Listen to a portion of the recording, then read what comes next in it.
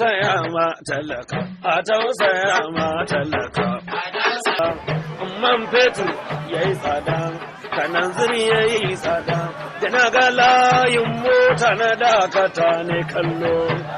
Babu motar soja, ba motar ɗan sanda, ko ɗaya ba ta ciyama, ba motar wani sarki sai dai motar talaka. Na Lado, sannan ka. Yauwa, kai sai yanzu ka zo karɓan cajin naka? Na biya na siyo ɗan ta matsitsi ne. Ga kuɗin cajin ka. Zan ci koma Murtala gobe. Kai, nawa nake gani ne? Duba dai da kyau. Wazo biya nake gani fa. Ita ce, zan ci koma Murtala gobe, ka bani sauri nake yi. Oh, sauri ma kake yi, to ni tun ɗazu nake jiranka.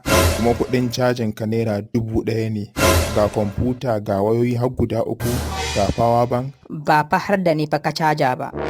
Wa ya sani ko har da kai na haɗa na caza? Baka san an cire tallafin mai ba ne? Kai ka san shi, ni dai ka bani caji na tafi. Sai ka bani wazo biya har guda 20 zaka bar gurin nan. Wai na Lado na tambaye ka mana. Ina jin ka. Wai wane shugaban ƙasar nan ne yanzu? Bola Ahmed Tinubu. To, kenan gwara mulkin ba. Kai, shiru. Mutumin banza kawai. Mutumin da ko wata ɗaya bai a kujerar mulki ba za ku na cewa gwara Buhari. Yawwa, danna mana wannan jan abin, yawwa danna mana shi, danna mana wannan subscribe button, yawwa, to, sai kuma ka danna mana wannan alamar ƙararrawa, shi ne za ka samu sabuwar ɗauka da zarar mun ɗaura. Yawwa, ko kai fa, godiya muke sosai, don da ku muke alfahari.